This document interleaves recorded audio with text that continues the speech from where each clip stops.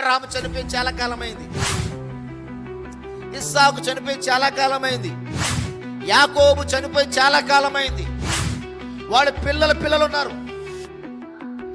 ఆ పిల్లలు ఐగుప్తిలో శ్రమలు పడుతుంటే, ఐగుప్తిలో కష్టపడుతుంటే, ఐగుప్తిలో వాళ్ళు నిందలు అవమానాలు భరిస్తుంటే, వాళ్ళు చేసిన ప్రార్థన దేవుని దగ్గరికి వెళ్ళినప్పుడు దేవుడు అబ్రహాము, ఇస్సాకు, యాకోబులను జ్ఞాపకం చేసుకుని వారిని ఆ ఐగుప్తి ఆ ఇనప గొలుగులో నుంచి బయటికి తీసుకొచ్చాడు. ఆయన మర్చిపోడు.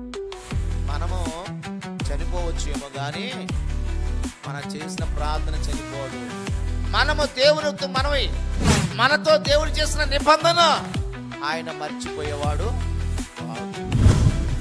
ఆయన మనం గుర్తుంచుకునేలాగా మనం మన జీవితాన్ని కట్టుకోవాలి, మన నడవడికి కట్టుకోవాలి, మన ప్రవర్తన కట్టుకోవాలి, మన భక్తి జీవితాన్ని కట్టుకోవాలి, మన ప్రార్థన జీవితాన్ని కట్టుకోవాలి.